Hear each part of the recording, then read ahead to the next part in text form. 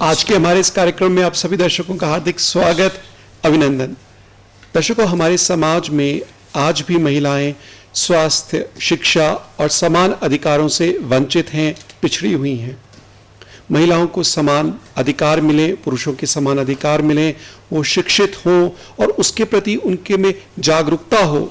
इसके लिए संयुक्त राष्ट्र संघ के तत्वावधान में 8 मार्च को हम मनाते हैं अंतर्राष्ट्रीय महिला दिवस। हमारे समाज में ऐसी बहुत सारी महिलाएं हैं जिन्होंने इन तमाम चुनौतियों का सामना करते हुए आगे बढ़ी और जिंदगी में एक मुकाम हासिल किया। न केवल वो स्वावलंबी बनी, लेकिन दूसरों के लिए भी प्रेरणा स्रोत बनी। आज अपने इस कार्यक्रम में हम आपकी मुलाकात एक ऐसी ही शख्सियत से करवाने जा रहे हैं जिन्होंने लीग से हटकर एक ऐसे नॉन कन्वेंशनल कोर्स में को अपनाया, उसमें पढ़ाई की, सेल्फ रिलायंट बनी और अपने लिए एक मुकाम हासिल किया। हमारे साथ आज स्टूडियो में मौजूद है फैशन डिजाइनर मनीषा धीमान जी। मनीषा जी नमस्कार, बहुत स्वागत हमारे आज के इस कार्यक्रम में। आपका धन्यवाद मुझे यहाँ बुलाने के लिए, इतना अच्छा प्लेटफॉर्म देने के लिए और अपने काम के बारे में दर्शकों को बताने के लिए। Thank you Manisha ji. मनीषा जी, सबसे पहले हम आपसे जानना चाहेंगे, आपने बीएससी इन फैशन टेक्नोलॉजी किया, डिजाइनिंग किया पंजाब विश्वविद्यालय चंडीगढ़ से। ये एक नॉन कन्वेंशनल स्टडी है, कोर्स है जो ज़्यादातर गर्ल्स ऑप्ट नहीं करती। इसकी तरफ आपका रुझान कैसे हुआ? आपको क्यों लगा कि मुझे फैशन डिजाइनिंग या इस तरफ कुछ करना है? आपको इंस्पिरेशन कहाँ से मिली?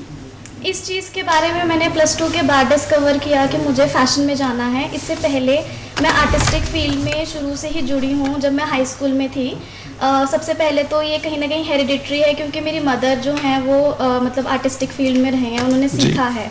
तो I always looked up to her कि हाँ वो करते हैं, तो कहीं ना कहीं वो इंटरेस्ट यहाँ से डेवलप हुआ। फिर उसके बाद जैसे मैं अपने हाई स्कूल में भी पार्टिसिपेट करती थी ड्राइंग में। उसके बाद वहाँ से मैंने अपने आप को एक्सप्लोर किया कि मुझे एक आर्टिस्टिक फील्ड में ही जाना है। उसके बाद थैंकफुली आज के टाइम में आपके पास इंटरनेट है, आपके पास काफ़ी सोर्सेज हैं जहाँ से आप पता कर सकते हैं कौन से कोर्सेज अवेलेबल हैं, आप कहाँ किस चीज़ में कर सकते हैं आगे पढ़ाई। तो मैंने इंटरनेट पे एक्सप्लोर किया कि हम कैसे मतलब आगे मैं फ़ाइन आर्ट्स की फील्ड ऑप्ट कर सकती हूँ। फिर उसके बाद मैंने अपने +1 +2 जो है अपना सेकेंडरी स्कूल चंडीगढ़ से किया है जी। तो वहाँ पे मतलब मैंने फ़ाइन आर्ट्स ऑप्ट किया था, तो उससे मेरा उसके अंदर इंटरेस्ट ड्राइंग के अंदर और डेवलप हुआ। वो करते करते आई रियलाइज़ कि मुझे फ़ैशन की फील्ड में काफ़ी ज़्यादा इंटरेस्ट है, मुझे कपड़ों में बहुत इंटरेस्ट है, फ़ैशन फिगर्स में बहुत इंटरेस्ट है। फिर उसके बाद मैंने ये डिसाइड किया कि मुझे अपना फैशन परस्यू करना है। तो जैसे आपने बताया कि प्रेरणा तो मदर से रही, लेकिन आपने शुरू में पहचान लिया कि I have an artistic bent of mind, और उसी को फिर आपने एज अ कैरियर। थैंकफुली मतलब मैं उन बच्चों में से नहीं रही हूँ कि जो जैसे कंफ्यूज रहते हैं या आपको रिस्ट्रिक्शन रहता है। थैंकफुली मुझे फैमिली ने कभी ऐसा नहीं कहा कि आपको यही चीज़ परस्यू करना है, वो ऐसा कभी प्रेशर नहीं था। तो वो प्रेशर ना होने की वजह से ही मैं एक्सप्लोर कर पाई खुद को कि मुझे किस चीज़ में इंटरेस्ट है। और कहीं ना कहीं स्कूल में भी उन चीज़ों का कंपटीशन होता है, तो आप वहाँ पे आप इवेंचुअली उस चीज़ में पार्टिसिपेट करते हो, तो आपको पता लगता है कि आपने क्या करना है लाइफ में। तो वो हाँ जी मतलब प्लेटफॉर्म मिलते रहे तो वो क्लैरिटी बनती रहे कि ये चीज़ करनी है। जो बेसिकली फिर आपने ये किया कि जो आपका जिसमें आपका इंटरेस्ट था, जो आपकी हॉबी थी, फिर उसी को एज अ कैरियर आपने परस्यू किया। हाँ जी, जो मेरा इंटरेस्ट था, हॉबी थी, उसको मैंने पैशन में अपना रखा और उसी में आगे किया। जी जी। मनीषा जी, थोड़ा सा अपने काम के बारे में, जो फैशन में जो आप काम करती हैं, उसके बारे में हमारे दर्शकों को जानकारी दें। ठीक है, मैं आपको बताती हूँ। ये जो सारा बिजनेस है ये मैंने अपने एक फेलो मेट के साथ सेकेंड ईयर में शुरू किया। मेरा बिजनेस पार्टनर है, उनका नाम मानिक वोहरा है। तो ये जो आइडिया है, ये पेपर क्विलिंग का प्रोसेस, ये मुझे काफ़ी फैसिनेट करा जब मैं यूट्यूब पे वीडियोस देखती थी कि ऐसा कुछ ज्वेलरी बनती है डेनिम से या न्यूज़पेपर से, और ये क्विलिंग जो होती है, ये चीज़ मैंने देखी। बट उसमें एक ये प्रॉब्लम थी कि वो एक पेपर आर्ट है, वो आप बेच नहीं सकते। मतलब आप उसको अगेन हॉबी की तरह कर सकते हैं, बट उसको बेचना क्योंकि वो ड्यूरेबल नहीं है। तो हम दोनों का की फोकस ये था कि हम उसे ड्यूरेबल कैसे बनाएं। तो जब मैं सेकेंड ईयर में थी हम लोगों ने उस चीज़ पे वर्क किया, और आज से 4 साल पहले, और हमने उस पर वर्क किया और उस चीज़ के ऊपर कुछ एडेसिव्स अप्लाई करके, इनामल अप्लाई करके उसको हमने ड्यूरेबल बनाया। एंड देन उसके बाद जब वो थैंकफुली फर्स्ट गो में ही वो चीज़ जो थी एक अच्छी रही, हम लोगों को ज़्यादा नहीं उस चीज़ के साथ स्ट्रगल करना पड़ा, and it was a hit, मतलब वो चीज़ अच्छी बाहर उभर के आई। तो उसके बाद हम लोगों ने रिव्यू लिया, हॉस्टल में हॉस्टलर रही हूँ पंजाब यूनिवर्सिटी में, तो लड़कियाँ ज्वेलरी तो ये चीज़ तो रहती ही है, मतलब शौक रहता ही है। तो उनको मैंने दिखाया, फिर अगेन फैशन डिपार्टमेंट, वहाँ मैंने अपने सीनियर से रिव्यूज़ लिए कि ये चीज़ कैसी है, चलेगी कि नहीं, या वो चीज़ मैंने की, तो रिव्यू मुझे अच्छा मिला। और एक चीज़ मैं कहना चाहूँगी कि जब ये आइडिया स्टक किया माइंड में हम लोगों के, तो हम ऐसे एजम्पशंस पे नहीं आए कि नहीं ये नहीं होगा। हम लोगों ने ये चीज़ ट्राई की कि हाँ ये हमें करना चाहिए। अगर हम रैंडम एजम्पशंस पे आते तो आज शायद ये होता ना। तो हर एक मतलब यंगस्टर को अगर ऐसा कभी भी कोई आइडिया माइंड में आता है तो उन्हें ट्राई करना चाहिए। ट्राई करके आपको पता लगता है कि ये चीज़ जो है सक्सेसफुल होगी कि नहीं। तो it is very important to try. जी, और जैसे आपने बताया कि पेपर से आपने किया, डेनिम से किया, so basically you have use the waste, you have brought waste to use। हाँ जी, इनिशियली हमने ज्वेलरी जो है क्विलिंग से की, पेपर मतलब रिसाइकल पेपर से बनाई। उस टाइम पे वो चीज़ ऑनेस्टली इतनी माइंड में नहीं थी कि हाँ इको फ्रेंडली या कुछ, बट देन धीरे धीरे जब हमें रिव्यू मिला देन वी रियलाइज कि हाँ नहीं हम लोग एनवायरनमेंट के लिए भी कुछ कर सकते हैं, वी कैन यूज़ वेस्ट। तो उसके बाद हमने न्यूज़पेपर और डेनिम को इनकॉर्पोरेट किया अपने फील्ड में, एंड देन उसके बाद मतलब हमने इस चीज़ को फॉरवर्ड लेके आए, और डेनिम और न्यूज़पेपर के लिए इक्वली रिस्पॉन्स था जितना हमारी कलरफुल ज्वेलरी के लिए था। तो लोगों का भी इसमें बहुत रहा है, मतलब उन्होंने खरीदा है तो ही हमने बनाया, तो ही वो हम अभी भी बना रहे हैं। जी। अगर स्पेशलिटी की बात करें जो आपकी डिज़ाइन करती हैं, इनकी खासियत क्या है?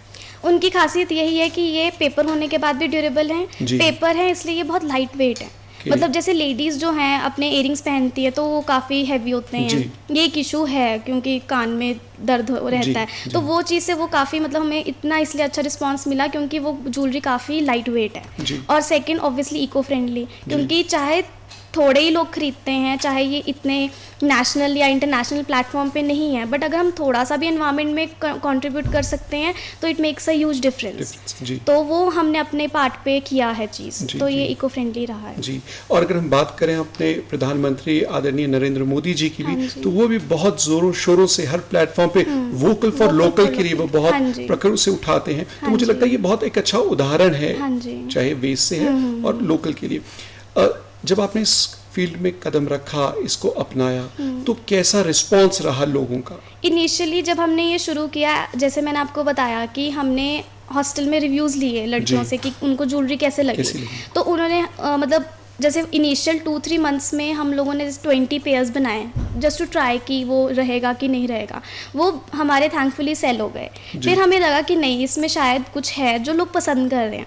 फिर हमने इसको बनाया और मतलब 50-100 पेयर बनाए और हमने एग्जीबिशन पुट किया स्टूडेंट सेंटर पंजाब यूनिवर्सिटी में। थैंकफुली वहाँ पे ऐसा प्लेटफॉर्म है कि जहाँ पे हम ज़्यादा से ज़्यादा लोगों से इंटरेक्ट कर सकते हैं। तो हमने वहाँ एग्जीबिशन लगाई and it was a huge hit. मतलब वहाँ से हमें इतना अच्छा रिस्पांस मिला कि तब हम लोगों को बिल्कुल श्योर हो गया कि नहीं इसको हम आगे लेके जा सकते हैं और इसको हम लोग मतलब सिर्फ पार्ट टाइम या ऐसे नहीं कि हमें इंटरेस्ट है, हम इससे एक रियल बिजनेस बना सकते हैं। जी। तो इस वजह से हम लोगों ने आगे किया। जी, यही आपसे जानना चाहूँगा, आपने कहा real business, so not only as a hobby but आप इसको बहुत सीरियसली करते हैं, एक सेल्फ रिलायंट, पैसे का जरिया भी, आय का जरिया भी बनाने का है।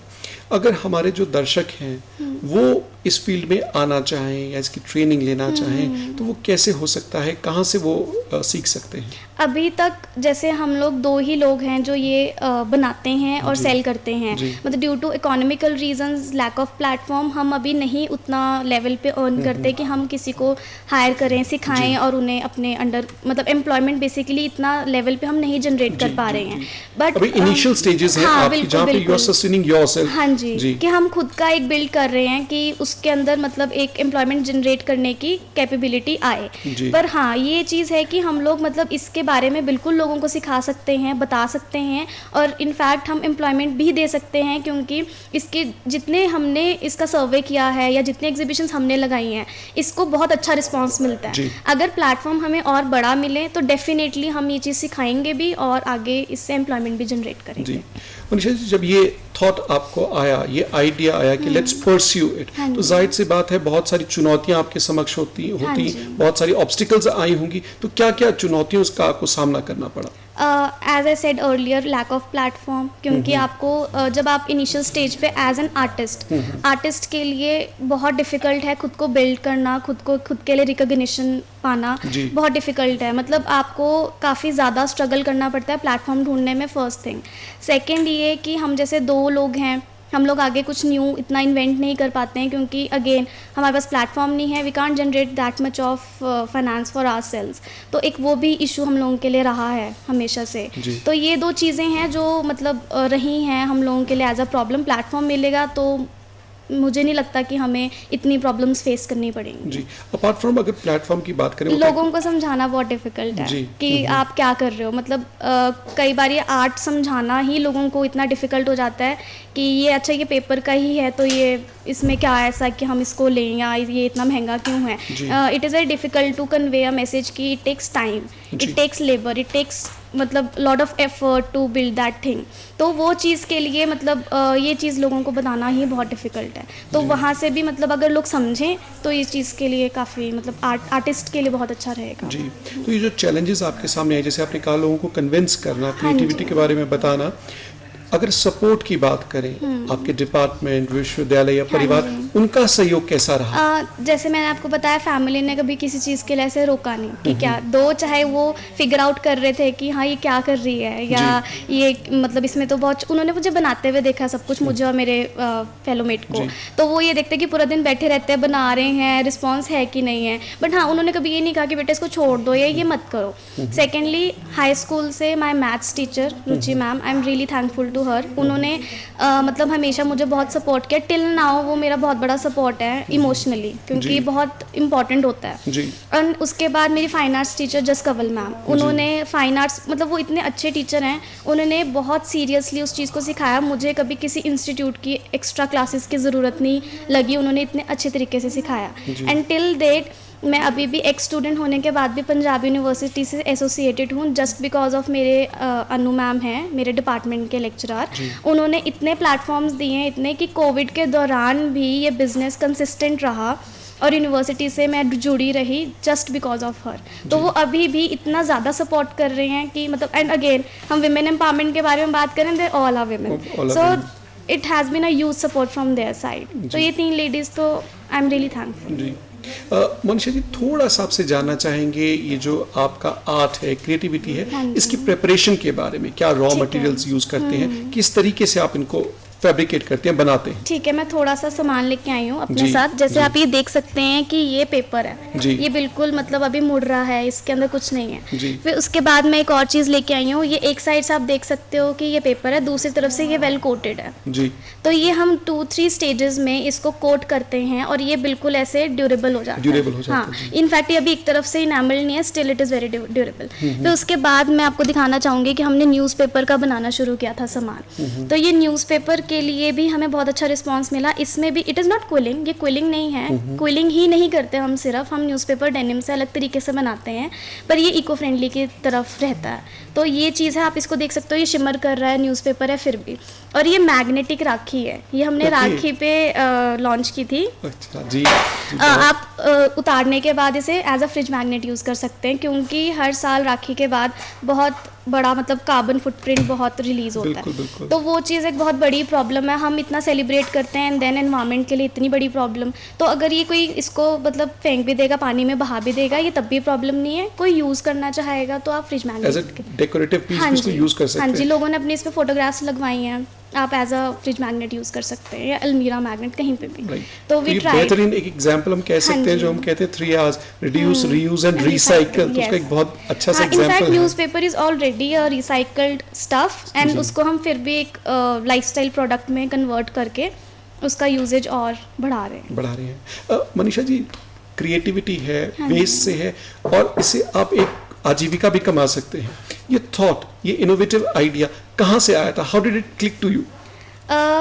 It was just very random thing, as I told you कि आपको आपका आइडिया ट्राई करना चाहिए। जब इनिशियली मैं यूट्यूब पे क्विलिंग आप देखोगे एग्जिस्ट करती है, बच्चे इसको एज अ क्राफ्ट छोटे छोटे बच्चे भी प्रैक्टिस करते हैं, तो ये चीज़ वहीं से रैंडमली हमारे माइंड में स्ट्राइक की कि हाँ इट इज़ अ प्रोसेस, इससे बहुत सुंदर ज्वेलरी बनाई जा रही है, इससे बहुत सुंदर प्रोडक्ट्स बनाए जा रहे हैं, वो इतने सुंदर हैं बट वो यूज़ नहीं किए जा सकते। ये चीज़ मुझे बहुत ऐसी लगी कि इसे हम यूज़ क्यों नहीं कर सकते हैं। उसके बाद हमने अपने एडहेसिव्स क्रिएट करके उन पे अप्लाई किया एंड देन उस चीज़ को बिल्ड किया एंड अगेन वो इतना जल्दी इतने अच्छे तरीके से बाहर आया कि बहुत अच्छा रिस्पांस हम लोगों को मिला जी। हाँ। जब आपने इसको फर्स्ट टाइम ट्राई किया और उसको आप अपनी फैमिली में ले गए या आपने कहा आपके डिपार्टमेंट के टीचर्स के पास ले गए, so what was the response, क्या था उनका कि इसको किस तरीके से उन्होंने इस चीज़ को लिया? उन्होंने मुझे पूछा ये वाटरप्रूफ कैसे हुआ है। आई हैड अ मतलब very shocking reaction from everybody कि ये हॉस्टल में भी कि ये वो ऐसे इसको ठक ठक करके देखते थे कि ये कैसे, मतलब इसमें इतना हार्डनेस कैसी आई है, आपने क्या लगाया,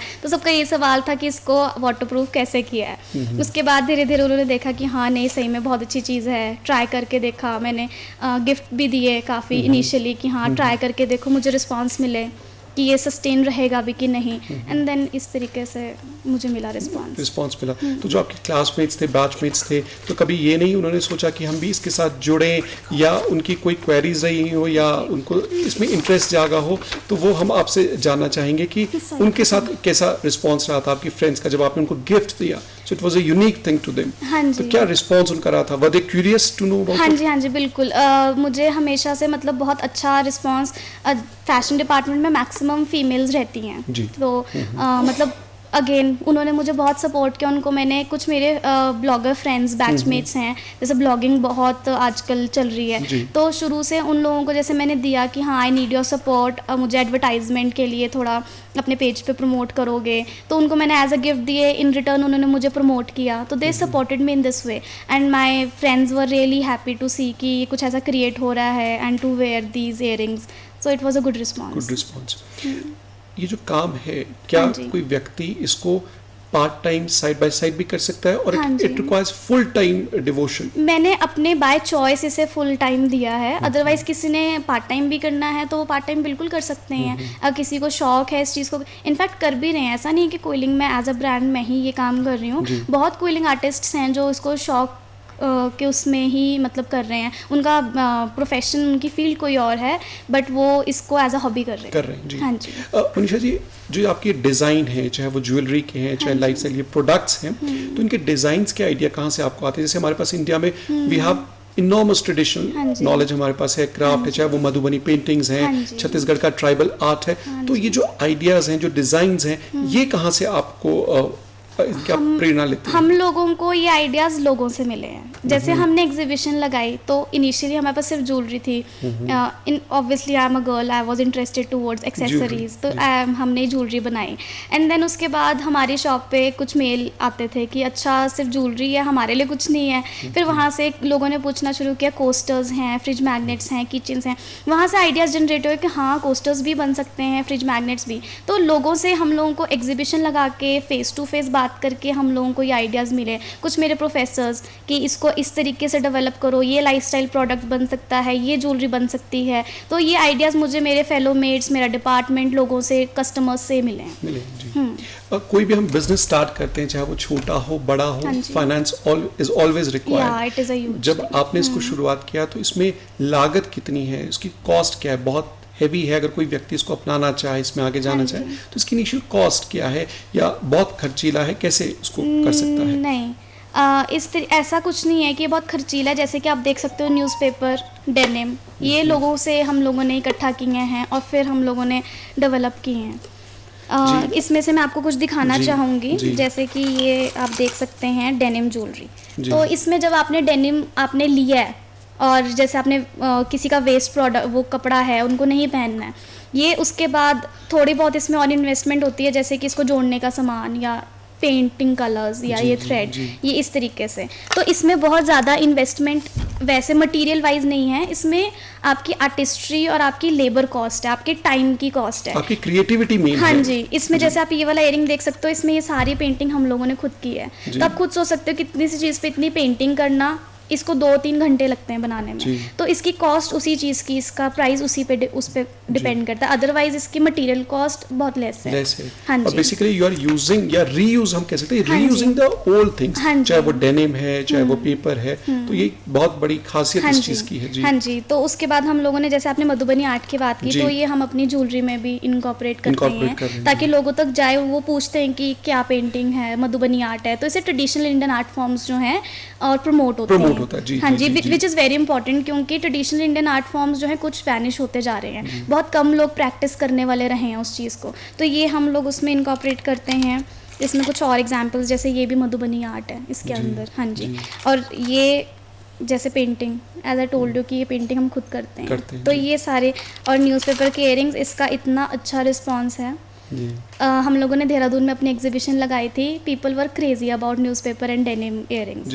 इतना हम लोगों को लगा कि शायद ये चीज़ ज़्यादा बिकेगी, कलरफुल है, पर नहीं, पीपल वर लाइक कि हमें न्यूज़पेपर के चाहिए। दूर दूर से लोग आ रहे थे कि किसी ने न्यूज़पेपर के इयरिंग्स लिए हैं, आप भी हमें न्यूज़पेपर के इयरिंग्स चाहिए। उनके लिए नई चीज़ थी, कभी सोचा नहीं था कि न्यूज़पेपर से इयरिंग्स बन सकती है, और ये चीज़ उनके लिए इंस्पायरिंग है, इको फ्रेंडली है। लोग वैसे अट्रैक्ट होते हैं कि हाँ, जो आजकल के यूथ है वो अवेयर हो रहा है कि कितना इम्पोर्टेंट है आपके एनवायरनमेंट को प्रोटेक्ट करने के लिए, तो वो कहीं ना कहीं चाहे छोटी से परचेज से ही they want to promote that thing, and it is a very good thing. और इनको खरीद के दे आर कंट्रीब्यूटिंग। हाँ जी, वो अगर कुछ नहीं कर सकते हैं तो they are contributing to the conservation of environment also. बिल्कुल। और जैसे टी कोस्टर्स हैं, ये प्रोडक्ट्स हमारे पास है। ये डेनिम का आप एक और देख सकते हैं जी। तो ऐसा नहीं है कि न्यूज़पेपर के डेनिम के हैं, इट इज़ दे आर मतलब वेरी ब्यूटीफुल। इनके लिए हमें बहुत अच्छा रिस्पांस मिला है। हाँ जी। और ये बॉक्स आप देख सकते हैं, ये mandala art, again traditional art form जी। तो ये चीज़ हम लोग प्रैक्टिस करते रहते हैं, मतलब वी ट्राई कि हमारे ब्रांड में eco friendly, traditional Indian art forms, ये सारी चीज़ों को प्रमोशन मिले। एंड सेकेंडली हम लोग 40% एनजीओ को डोनेट करते हैं। हाँ जी। जो मेरा फेलोमेट है उसका खुद का एनजीओ है, तो वी ट्राई कि हम यहाँ से चीज़ें ऐसे बनाएं और हम लोग फंड इसमें से जनरेट करें, एंड 40% हम डोनेट करें। कोविड के दौरान भी हम लोगों ने मतलब काफ़ी उनके जो एनजीओ है लोगों को फीड किया, which was very important. Very noble cause. हाँ जी। जो पेंटिंग्स आप इन पे करती हैं, हाँ तो इसके लिए क्या कोई व्यक्ति को स्पेशल ट्रेनिंग लेनी पड़ेगी, उसको सीखना पड़ेगा, या इट्स ऑल इन नेचुरल है, ये चीज़ मुझे लगता है कहीं ना कहीं, जैसे हम लोग अगर ऐसी जगहों पे जाए जहाँ पे हमें काफ़ी आर्ट फॉर्म्स देखने को मिलते हैं, जैसे ऋषिकेश में हमें पेंटिंग्स देखने को मिलती हैं, तो इस तरीके से हम देखें तो वो लोग ही हैं जो उसे बना रहे हैं। मतलब ऐसे हमारे यहाँ पे बहुत आर्टिस्ट एग्जिस्ट करते हैं, मधुबनी है, मिथिला में इतने लोग, बिहार का वो है, तो वहाँ से लोग इतना करते हैं, तो लोग हैं, उनको मुझे ऐसा लगता है कि जैसे उन्हें काम देने की ज़रूरत है, कि उनको हाथ में आर्ट है, आपको बताने की ज़रूरत है ये ऐसा होगा, उन तक ये चीज़ पहुंचाने की ज़रूरत है। अदरवाइज़ मुझे नहीं लगता कि ये चीज़, जैसे मेरे को लगता है वो मुझसे बेटर करेंगे, बिकॉज वो मुझसे भी बहुत टाइम पहले से ये चीज़ कर रहे हैं, मिनिएचर्स बना रहे हैं। तो इस हाथ के हुनर से ना केवल आप अपने पैशन को, अपने हॉबी को कंटिन्यू कर रहे हैं, ट्रेडिशनल आर्ट को रिवाइव और जिंदा रख रहे हैं, पर आपके लिए आजीविका का साधन भी है। हाँ जी। और खास तौर पर महिलाओं की अगर हम बात करें, अगर उनको सशक्त करना है, सो फर्स्ट थिंग इज कि उनको वो सेल्फ रिलायंट होनी चाहिए, वो इकोनॉमिकली इंडिपेंडेंट होनी चाहिए। तो मुझे लगता है इस जैसा आपका ये एग्जाम्पल है वो डेफिनेटली उनको हेल्प करेगा इकोनॉमिकली इंडिपेंडेंट होने के लिए। हाँ जी। थोड़ा सा जानना चाहूँगा आपके फ्यूचर प्रॉस्पेक्ट्स में, क्या आप इसमें और इनोवेटिव करना चाह रहे हैं, किस तरीके का लोगों का रिस्पॉन्स है, क्या सजेशंस हैं लोगों के? इस चीज़ के लिए अभी तो फ़िलहाल जैसे हम लोगों के कुछ जगह पे कोलैबोरेशंस हैं, हमने अपना सामान कुछ कैफ़ेज़ में रखा है, and we are very thankful. कुछ आर्ट कैफ़ेज़ हैं, देहरादून का है मुझे आर्ट कैफ़े, तो वो लोग जो हैं आर्टिस्ट्स को प्रमोट करते हैं। तो ऐसा नहीं है कि सिर्फ फर्स्ट ऑफ ऑल सिर्फ हर्डल्स नहीं होते हैं, मतलब बहुत लोग हैं जो आपको सपोर्ट भी करते हैं, तो उन्होंने हमें बहुत सपोर्ट की है। अब वहाँ से हमें ये चीज़ है कि हमें और ज़्यादा प्लेटफॉर्म मिले, इसकी मतलब कंजम्पशन और ज़्यादा हो, लोग और ज़्यादा खरीदें, ताकि हम इससे ज़्यादा से ज़्यादा इकोनॉमिकली हम लोग एक इस्टेब्लिश ब्रांड बने। एंड देन फॉरेन, जितना भी फॉरेन टूरिस्ट प्लेसेस हैं, जैसे वहाँ से हमें बहुत अच्छा, ऋषिकेश से हमें बहुत अच्छा रिस्पांस मिला है, तो वहाँ तक इन चीज़ों को पहुँचाना किसी ना किसी वे से, चाहे कोई कैफ़े, चाहे कोई डिज़ाइनर, जिनके पास हम ये सामान रख सकें, लोगों को पता लगे कि कलाकारी क्या है, कलाकारी कौन सा ब्रांड है, वो ऐसा कुछ कर रहे हैं। तो मेरा अभी इनिशियल हम लोगों का ये फोकस है कि हम और प्लेटफॉर्म्स ढूंढें और लोगों तक और पहुंचाएं इस चीज़ को। जैसे आपने कहा ऋषिकेश में लेके गए, आप हाँ बाकी जी। शहरों में भी आपने जो एग्जीबिशंस लगाई, तो जाहिर सी बात है कुछ परेशानियां आई होंगी, चाहे ट्रांसपोर्टेशन की थी, किस तरीके से आपने उन चैलेंजेस को ओवरकम किया? हाँ जी, बहुत बारी तो ऐसा भी हुआ कि मौसम ख़राब हो गया और बारिश पड़ गई, बट ठीक है, हम लोगों को मतलब इन चीज़ों को हमने कभी अपने ऊपर हावी नहीं होने दिया कि हाँ हम लोगों का ये ख़राब चला गया, इट्स फाइन, ठीक है, नेक्स्ट प्लेटफॉर्म मिल जाएगा, because you have to stay positive,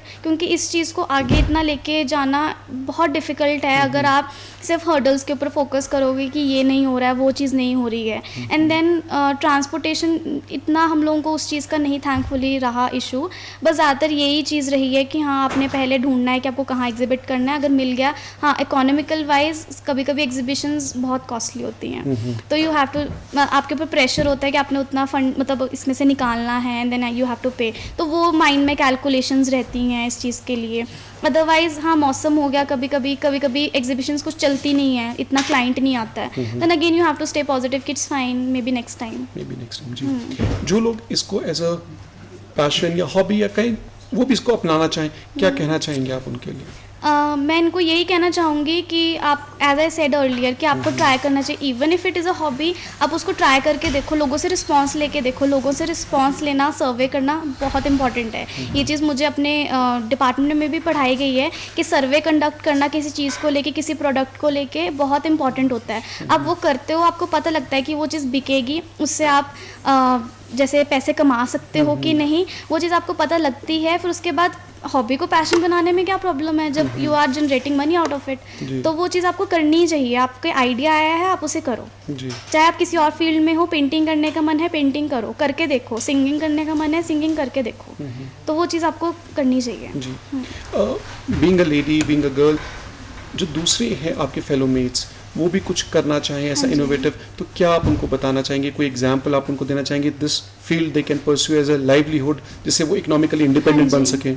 हाँ जी, बिल्कुल, ये बिल्कुल बन सकते हैं, चाहे ये चीज़ नहीं जो मैं कर रही हूँ, maybe some fabric painting या कुछ और चीज़, कोई भी आर्ट फॉर्म, किसी भी चीज़ को आप परस्यू बिल्कुल कर सकते हैं, उसको कर सकते हैं। ऐसा कुछ नहीं है कि आपको सिर्फ अपने लिए एक प्लेटफॉर्म ढूंढना है, आपको उसमें टाइम इन्वेस्ट करना है, उसके लिए आपको बहुत पेशेंट रहना है, क्योंकि इतनी जल्दी आपको प्लेटफॉर्म्स नहीं मिलते हैं, तो आपको बिल्कुल पेशेंट रहना है और आपको शाइन आउट करना है कि हाँ मेरी ये चीज़, आपको आगे रहना है कि हाँ ये मेरी चीज़ है, मेरी चीज़ देखो, आपको खुद के लिए खुद रिकॉग्निशन आपको दिलवानी पड़ती है। तो ये चीज़ मैं मतलब मैसेज देना चाहूँगी कि हाँ ठीक है, बी पेशेंट, आपको प्लेटफॉर्म्स मिल जाएंगे, just keep on doing what you are doing, it is very important to just pursue your dreams.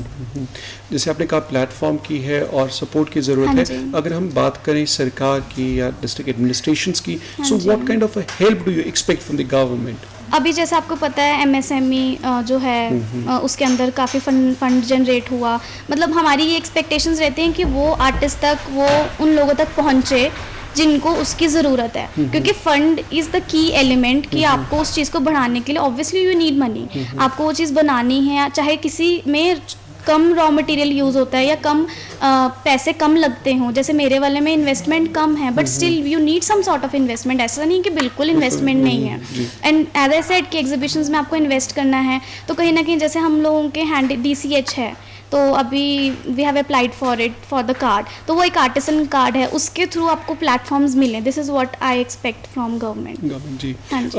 ये तो रहा कि हिमाचल, पंजाब या इसके पेरिफेरी में आप लोगों ने एग्जीबिशंस लगाई, अगर हम पैन इंडिया की बात करें तो वहाँ पर अपने आर्ट को, अपने इसको प्रमोट करने के लिए आप किस तरीके से प्रयासरत हैं? अभी जैसे मैंने आपको बताया कि हमने एक कार्ड के लिए अप्लाई किया, उससे हम सूरजकुंड, बहुत बड़ा नेशनल लेवल का वो एग्जीबिशन लगता है, and it is totally handicraft based, उसमें कोई भी मतलब बना बनाया सामान, उस चीज़ की प्रमोशन नहीं होती है। अलग अलग इंडिया के अलग अलग रीजन से ऐसा आर्ट फॉर्म देखने को मिलता है कि मतलब सोचना पड़ता है कि ये चीज़ भी बंदा बना सकता है कि इतना सुंदर है या इतना अच्छा है।